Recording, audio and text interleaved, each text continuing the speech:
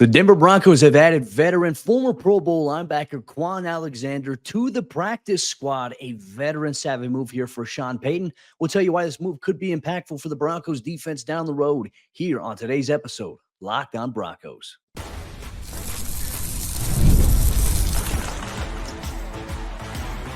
You are Locked on Broncos, your daily Denver Broncos podcast, part of the Locked on Podcast Network, your team every day. What's happening, Broncos Country? Welcome into another episode, Locked on Broncos, your daily Denver Broncos podcast, part of the Locked on Podcast Network, your team every day. I'm Cody Roark, Broncos reporter for Mile High Sports. I cover the team in person daily in Dove Valley. You can check out my written work over there at milehighsports.com. Follow me on social media at Cody Roark NFL on Twitter or Threads. I'm spending a lot more time over there as well if you want to get in on the NFL conversation, and we're looking to grow and expand over there on that platform as well. Thank you so much to all the everydayers out there in Broncos Country. Thank you for making us your first listen of the day every single day. We appreciate you so much. Make sure you subscribe or follow for free on YouTube, wherever you get your podcasts, so you never miss out on what's going on with your favorite team. Today's show that we're going to break down here, a little bit of a bonus episode here for everyone in Broncos Country as the team prepares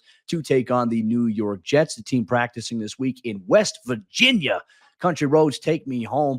They made a move on Wednesday morning, signing former Pro Bowl linebacker Kwon Alexander to the practice squad. We'll highlight here what this means for Denver's linebacker depth. Is there a move to be made here, potentially down the road here for Denver defensively? And are they certain about their linebacker depth? All of these things we're going to cover here on today's episode of the show. So let's kick off. Let's start off with the news here. Obviously, on Tuesday, the Broncos, they hosted Kwon Alexander for a workout, and the workout went well enough, according to people that I talked to, that they signed him to the practice squad on Wednesday morning. And Denver had one spot left on the practice squad. Obviously, you look at it, there's 16 players. Kwon will be the 17th. You get the 17th player because you have an international exemption with Thomas Yasmin on your practice squad. So it allows you to carry one extra player there because Yasmin doesn't necessarily count against your roster here. So Kwon, him being added to the practice squad makes him the second inside linebacker that the team has there. Lavelle Bailey is still on the practice squad here for Denver. Now Kwon joins him there. Part of me is wondering here with this move, you look at him obviously entering his 10th season right now in the National Football League. Very storied career. I mean, as we mentioned, a former Pro Bowl player, very high caliber linebacker when he was fully healthy. Last season, he played for the Pittsburgh Steelers. And I talked to Chris Carter of Locked on Steelers, and he told me that he was playing well before he suffered a torn Achilles. And obviously, that is an injury that can impact anybody from that standpoint. Denver's had a couple of players. You know, you look at Tim Patrick last year, tore his Achilles for the Broncos. We're seeing, a lot of changes in terms of recovery there. But he appeared in 9 games for the Steelers last season. He started in 2 of them before tearing his Achilles. He had an interception last season against the Carolina Panthers, and now he would join Denver's practice squad. You look at him as well, 631 career tackles. And I think the notes here as well, when you look at it, is, okay, he's got veteran experience. Why is Denver looking to add to this position room right now? Obviously, something we'll dive a little bit deeper into here on the show. But, I found it interesting to note he did play for Sean Payton in New Orleans in 2020 to 2021. And, he's kind of spent some time. He's bounced around throughout his NFL career. Started off with the Tampa Bay Buccaneers. And I think the one thing here about Kwon is that he's getting an opportunity now in Denver. And I think this is one of those moves here from Sean Payton, George Payton, the personnel department there, where they're saying, hey, this is a guy who has played a significant amount of football throughout his career. We mentioned the 631 tackles. He's got 31 career quarterback hits, I think 13 and a half sacks, 9 interceptions. But he's a guy that can contribute and impact what you want to do defensively in a positive way. Now, the question is, we don't have any tape on him in the preseason. He's had a couple of workouts and tryouts for teams like the Minnesota Vikings, the Atlanta Falcons in the last couple of weeks, ultimately landing now with the Denver Broncos. So what is the vision here for him? We'll hear from Broncos head coach Sean Payton a little bit later on Wednesday as the team practices in West Virginia. Maybe he'll share a little bit of insight into the vision here. Right now, we can only speculate, but you get a veteran player there to the, adding him to the position. It certainly is a good boost here for your depth. Does it mean anything for a guy like Lavelle Bailey? I'm not sure right now. Look, Lavelle's got, traits that the team internally still wants to develop. They were very pleased with what he was able to do in training camp in the preseason. He's a young guy, whereas Kwon, the 10th-year NFL veteran, we don't know how much time he's got left in the NFL, but maybe you get a veteran guy who's got valuable experience, has played in big-time playoff games. Maybe this is a move that can help you down the road. I'm not sure this is going to be an immediate move where, hey, here this Sunday against the New York Jets, we're going to see Kwon Alexander playing defense for Denver next to Alex Singleton. I don't even think this is going to be something we see him in the next couple of weeks, but it is worth monitoring as the team inches one step closer to Sunday's game. And what is the plan, of the position outlook in general? I think that's something we'll dive deeper into here on today's bonus episode, Locked On Broncos. A little bit of a shorter episode for you here as we cover a little bit of this breaking news here. I think one thing we'll also look at here as well, why are the Broncos looking at inside linebacker depth? Is the starting position next to Alex Singleton solidified? We'll break that down and much more here on today's episode, Locked On Broncos. Today's Locked On Broncos podcast is brought to you by our friends over there at FanDuel. And hey, NFL fans, you can start the season with a big return on FanDuel, America's #1 sportsbook. The Broncos, they're on the road this week against Aaron Rodgers and the New York Jets. And surprisingly enough, even though they're coming off of a big win against the Tampa Bay Buccaneers, a team that was previously undefeated, Denver is now entering Sunday's matchup as 7.5-point road underdogs, according to our friends over there at FanDuel Sportsbook. If you think they can win it on the money line, you can obviously place a bet there. If you think that Denver will cover the spread, you can obviously do that. So when you get a hunch in the middle of the game, you can check out the latest stats. You can view live play-by-play and so much more on the same page where you place your bets.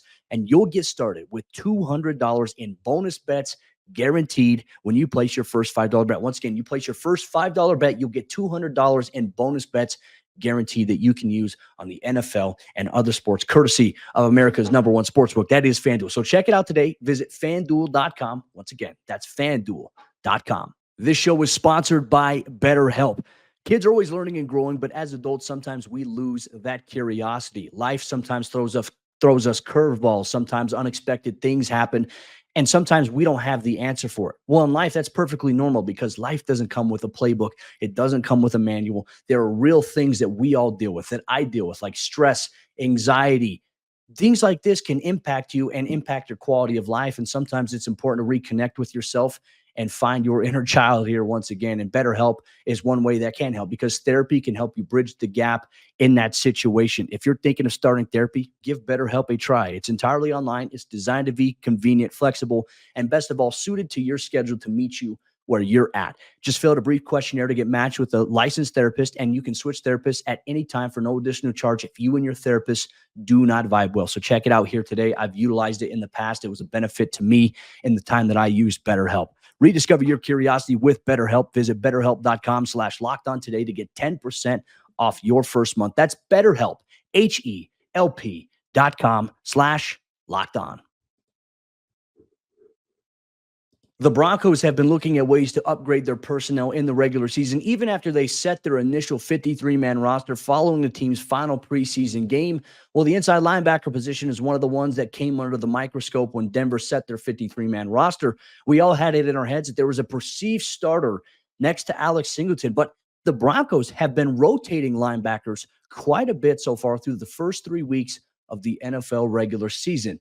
What is going on in Denver? Is there a reason before that? Obviously, that's something we'll break down here in today's episode, Locked On Broncos. Thanks once again to all the everydayers out there. Thanks for making us your first listen. And for your second listen, make sure you check out the newly revamped Locked On NFL. You get 2 shows, one in the morning with Tyler Rowland, the Madman, as he fires off some of his hottest takes around the NFL. And then you get some barbershop type of chill conversation around the NFL with Tony Wiggins in the afternoon portion of Locked On NFL. Free and available everywhere you get your podcasts, or available on YouTube. So make sure you check it out here today.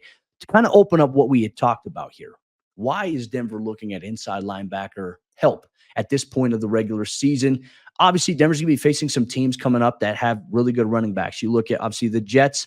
We mentioned it earlier. Don't think Kwon Alexander is going to play this week for the Broncos against New York. Certainly possible. They got Breece Hall, obviously a very big stud who, broke off a 70-yard run to open up the second half last year against Denver. And that kind of deflated the momentum that the Broncos had going into halftime. I mean, coming out of halftime there, Denver had a lot of grasp on it. They were limiting Breece Hall from being able to break off big runs in that first half, and then he just gashed them there in that second half. Now they have, obviously, Allen at the tailback position, number 0, who's a very, very talented player, as well as getting heavily involved in that offense. And then next week, you're going to play Zamir White of the Las Vegas Raiders. They come to town. And then you're going to face the Los Angeles Chargers because you're going to have J.K. Dobbins coming to town. He's having a really good year for the Chargers so far, so to speak. And so it just doesn't get easier for Denver in terms of who they're facing. Some formidable running backs, some formidable rushers, even at the quarterback position.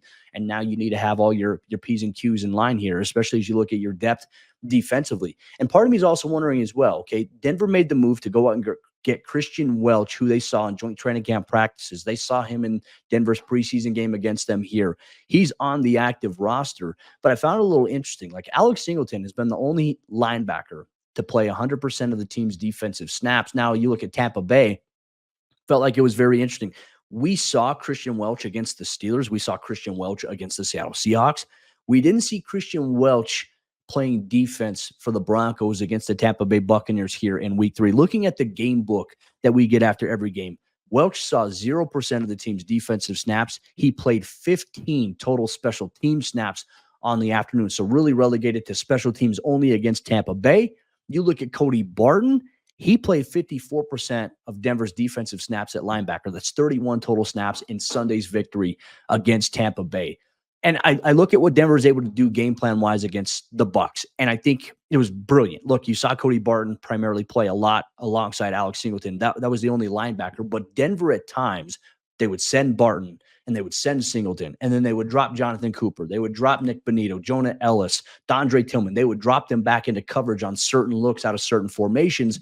And then they also deployed Levi Wallace a little bit inside the team's dime package. So for me, okay, what was the reasoning behind that? Is there a lack of confidence in the linebacker depth or the consistency there? Or is Denver looking to truly find a solidified starter next to Singleton at linebacker because of the rotation with Barton and Welch? It certainly created some questions here. So now with the addition, the arrival of Kwon Alexander, who started in a lot of games in his NFL career, now you start to wonder, is he going to be the player that eventually plays next to Singleton at some point this season in that full-time role? What does it mean for Cody Barton, who you signed in free agency? Or is Denver looking at this point to deploy a rotation at linebacker that could see Kwon rotate in with Welch, with Cody Barton?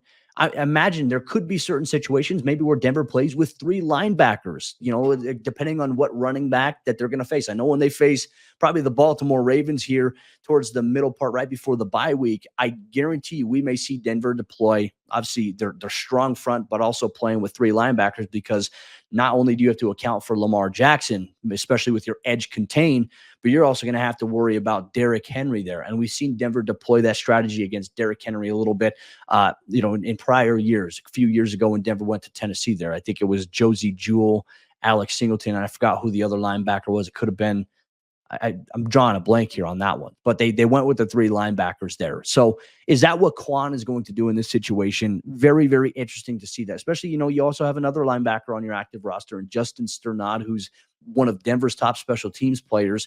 Is this going to be a standard game day elevation for Kwon at some point here soon, or is he going to eventually jump in and play a larger role for Denver's defense? Right now, we don't have an answer to that, but I think it's good to have a veteran guy like Kwon in the mix here in your locker room. Obviously, he's won playoff games, has appeared in playoff games, has been a high-impact player, someone that Sean Payton already knows and has some trust in. And for Denver, I mean, this isn't necessarily a risky move for them. It's low risk, potential high reward, because if Kwon can suddenly find that burst and play at a high level once again, coming off the Achilles injury, Denver's going to be better for it defensively, and you're going to have quality depth at a position, I think, going into maybe free agent, or not free agency, but going into the offseason was perceived to be one of Denver's weakest areas, especially considering the departure of Josie Jewell. I have been pleased with the linebacker play between Barton and Welch and obviously Alex Singleton so far through 3 games.